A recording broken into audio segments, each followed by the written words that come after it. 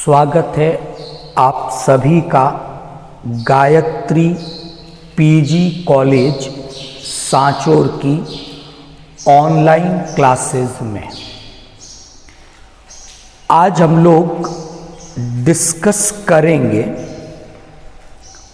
Fertilisation या निषेचन की प्रक्रिया के बारे में।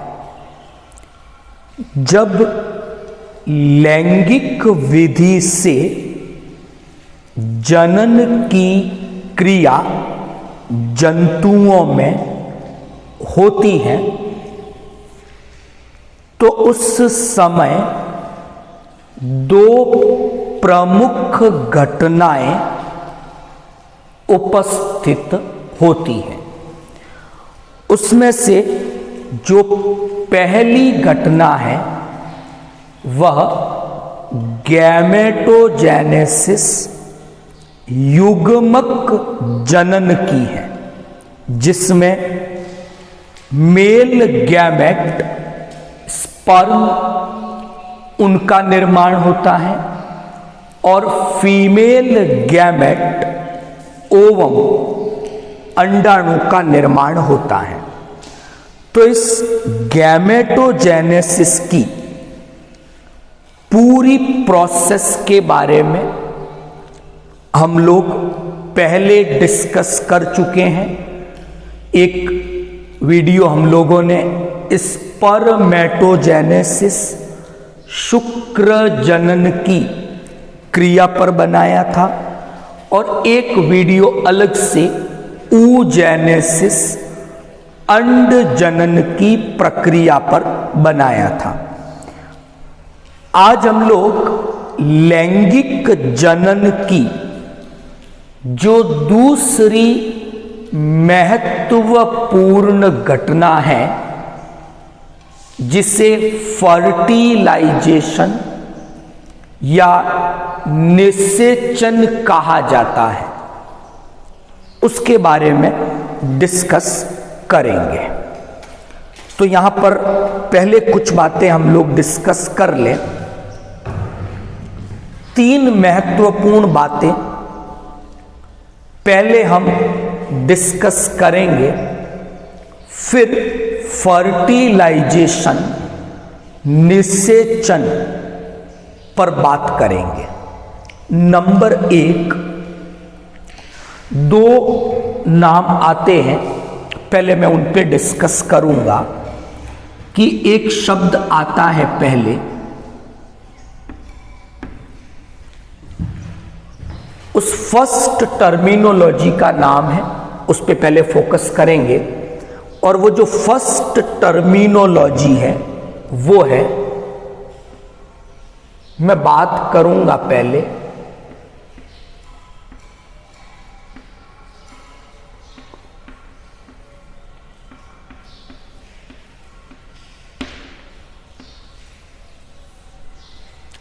ऑन्टोजेनिक डेवलपमेंट की, और जो दूसरी टर्मिनोलॉजी आती है वो है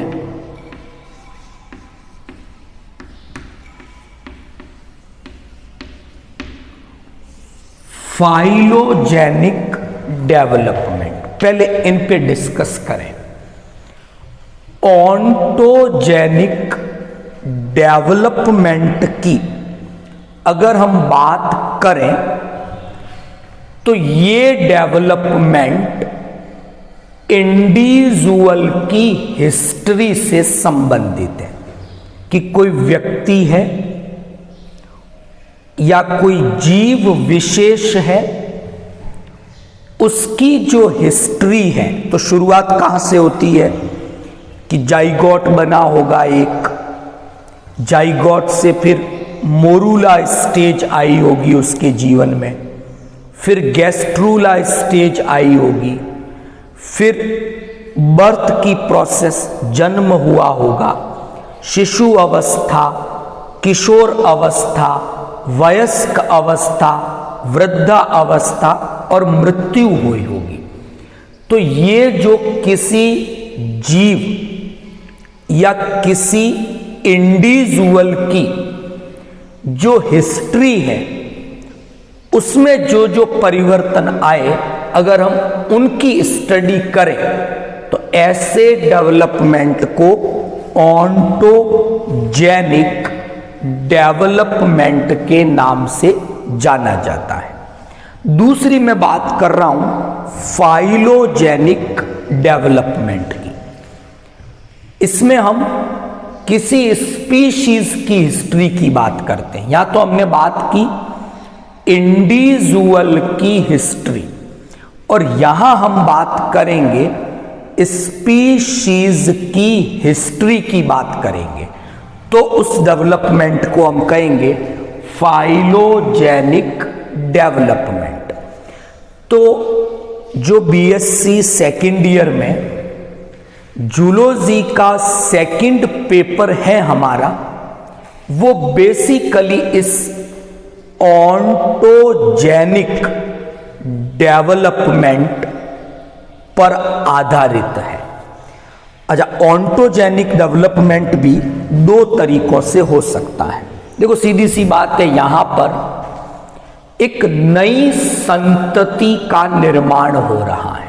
ontogenic development is related with formation offspring, कि जो संततियां बनती हैं उन संततियों के निर्माण से ऑन्टोजेनिक डेवलपमेंट जुड़ा हुआ है। यहां तक ठीक। तो जो ऑन्टोजेनिक डेवलपमेंट है वो संबंधित हैं संतति की उत्पत्ति के साथ, और संतति की उत्पत्ति दो तरीकों से हो सकती है।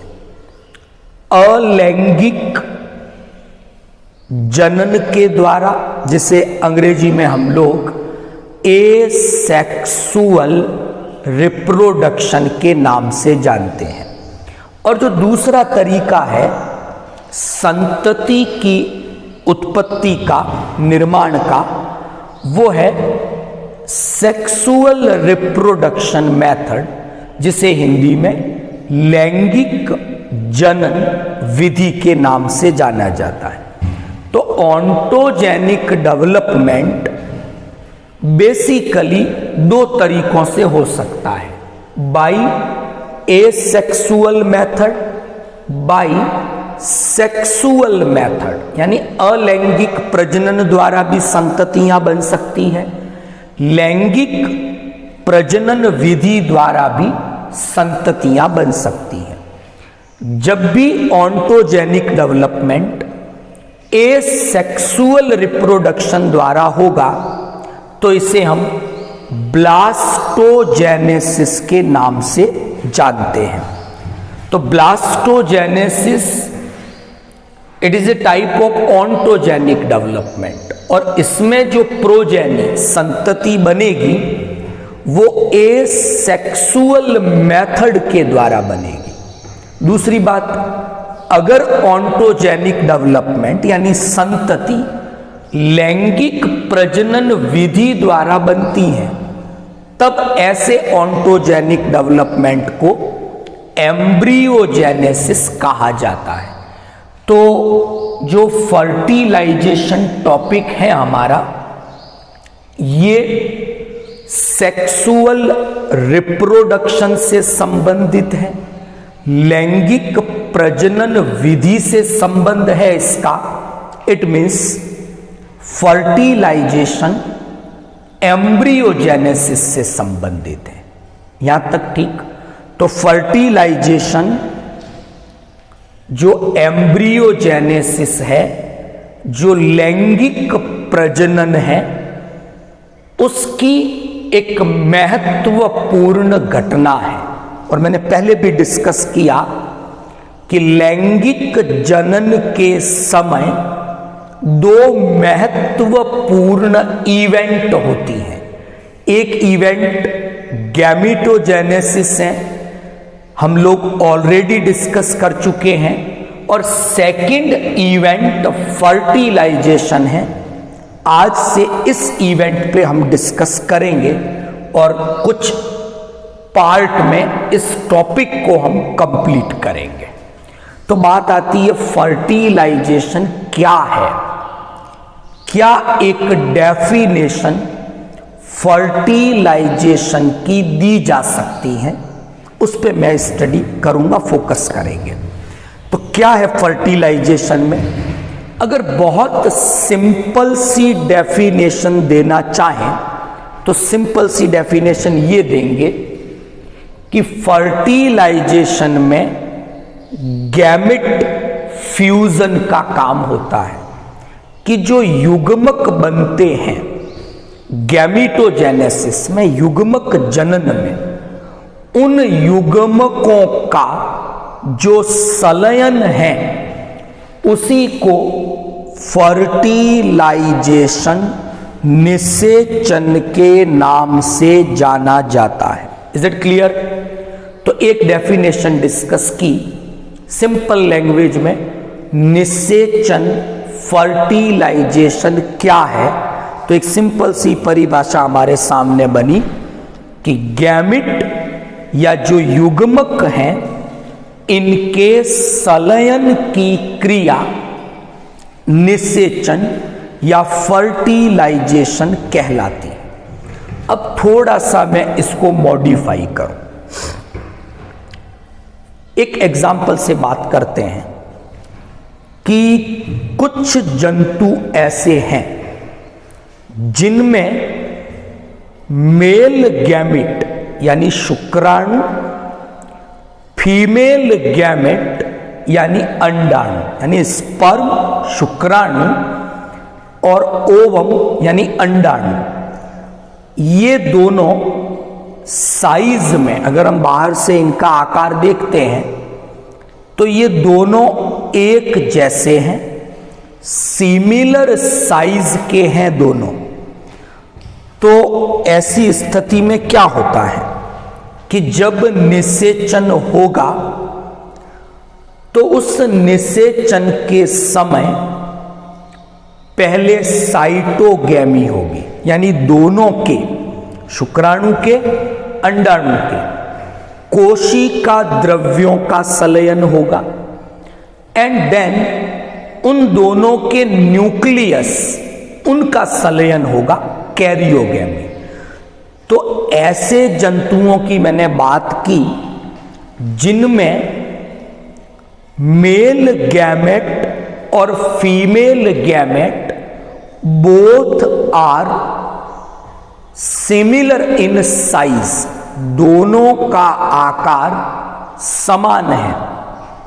तो ऐसे जंतुओं में जब फर्टिलाइजेशन होगा तो उस समय पहले इन दोनों के साइटोप्लाज्म का संलयन होगा जिसे साइटोगैमी कहेंगे, और बाद में इन दोनों के केंद्रकों का संलयन होगा, उसे कैरियोगैमी के नाम से जाना जाएगा।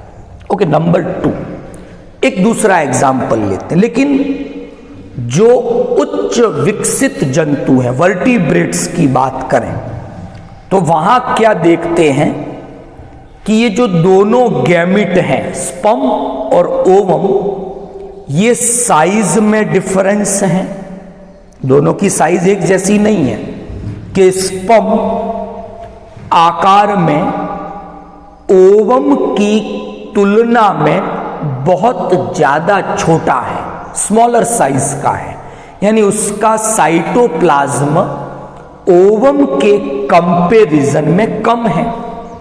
अच्छा, दूसरा साइज में तो अंतर है, दोनों की एक्टिविटी में उसमें भी अंतर है कि स्पर्म मोर एक्टिव होते हैं जबकि ओवम लेस एक्टिव हैं। स्पर्म मोटाइल है जबकि ओवम मूवमेंट नहीं कर सकते, नॉन मोटाइल है। तो ऐसे केस में जब फर्टिलाइजेशन होगा तो उस समय क्या होगा कि केवल कैरियोगैमी होनी चाहिए, कि जब निषेचन होगा तो उस निषेचन में मेल गैमिट स्पर्म का साइटोप्लाज्म कोशिका द्रव्य अंडाणु के कोशिका द्रव्य के साथ संलयन नहीं करता।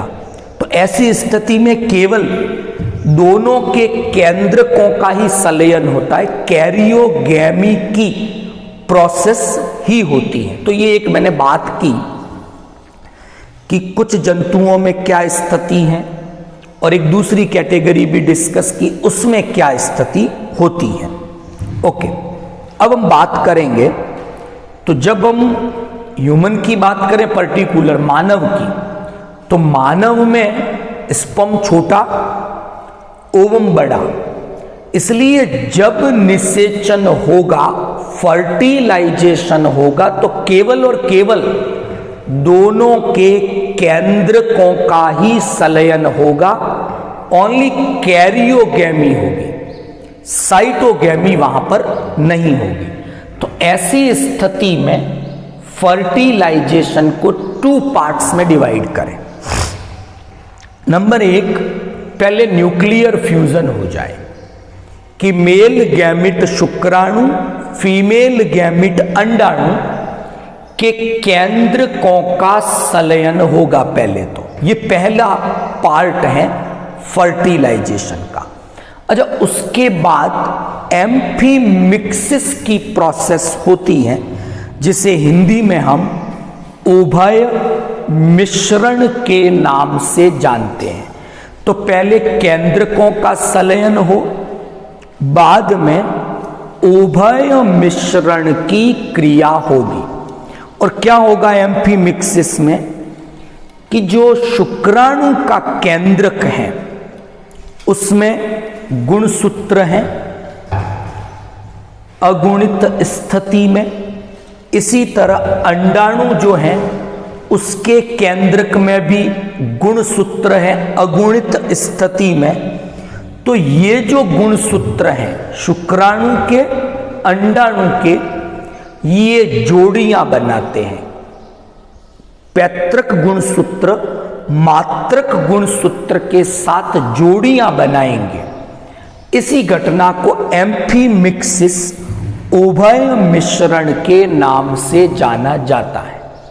तो हमने फर्टिलाइजेशन के कुछ इंट्रोडक्टिव पार्ट के बारे में डिस्कस किया।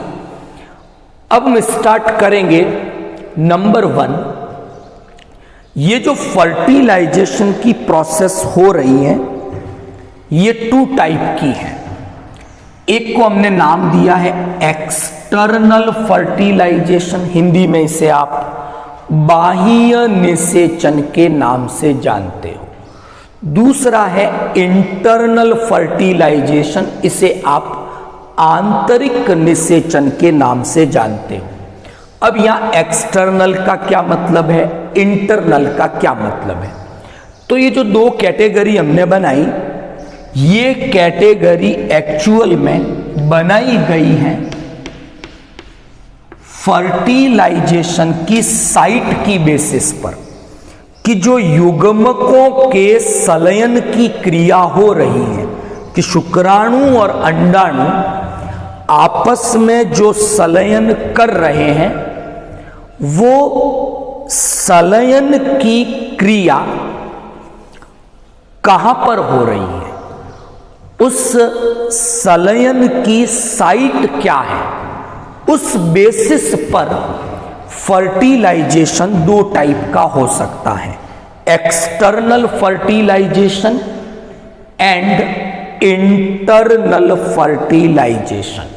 पहली बात करेंगे एक्सटर्नल की। एक्सटर्नल फर्टिलाइजेशन में क्या होता है कि जो मेल गैमिट और फीमेल गैमिट हैं, शुक्राणु और अंडाणु जो है, इनका संलयन या जो निषेचन की प्रक्रिया है वो एक्सटर्नल एनवायरनमेंट में, बाहरी वातावरण में होती है। और ये जनरली एक्वेटिक हैबिटेट, जलीय आवास में संपन्न होती है। तो outside the body external environment में निषेचन हो रहा है, इसीलिए नाम क्या दिया गया, एक्सटर्नल फर्टिलाइजेशन। ऐसा फर्टिलाइजेशन आपको फिशेज में, एम्फीबियंस में दिखाई देता है। दूसरी बात करेंगे इंटरनल की, आंतरिक निषेचन की। देखो नाम से क्लियर है, इस प्रकार का जो निषेचन है इंटरनल, इसमें जो गैमिट फ्यूजन, जो युग्मकों के संलयन की क्रिया होती है, वो क्रिया इंटरनल यानी शरीर के भीतर होनी चाहिए। और जनरली अगर हम बात करें, ह्यूमन की बात करते हैं, तो ये फर्टिलाइजेशन की प्रोसेस जो फीमेल पार्टनर है, जो मादा सदस्य है, उसका जो रिप्रोडक्टिव सिस्टम है, प्रजनन तंत्र है, उसका एक भाग है फैलोपियन डक्ट या ट्यूब। इस फैलोपियन ट्यूब की एक फूली हुई संरचना है, कॉल्ड एम्पूला। तो वहां ये गैमिट फ्यूजन होता है, तो वो बॉडी के अंदर हो रहा है, इसलिए इसे इंटरनल फर्टिलाइजेशन के नाम से जाना जाता है। पक्षियों में, रेप्टाइल्स में और मैमल्स में इंटरनल फर्टिलाइजेशन की प्रोसेस प्रेजेंट होती है।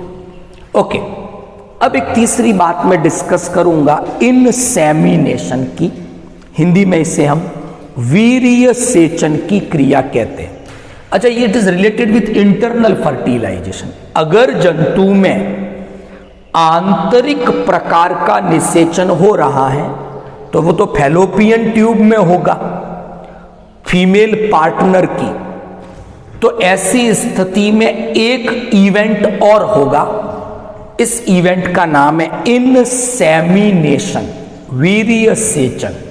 क्या होता है इस प्रोसेस में कि जो मेल पार्टनर है, नर सदस्य है, वो शुक्राणुओं को फीमेल पार्टनर की जो योनि है, वेजिनल ट्रैक है, वहां पर डिस्चार्ज करता है, उसे स्थानांतरित करता है, ताकि आगे फर्टिलाइजेशन की प्रोसेस हो सके। इसी प्रोसेस को वीर्य सेचन, इनसेमिनेशन के नाम से जाना जाता है। अगर फर्टिलाइजेशन एक्सटर्नल है, तो इस इनसेमिनेशन की कोई रिक्वायरमेंट नहीं होती। ये इनसेमिनेशन की प्रोसेस केवल और केवल इंटरनल फर्टिलाइजेशन के समय ही होती है। तो आज हमने फर्टिलाइजेशन के इंट्रोडक्टिव पार्ट को डिस्कस किया। कल हम फर्टिलाइजेशन को स्टेप बाय स्टेप डिस्कस करेंगे। Thank you all of you.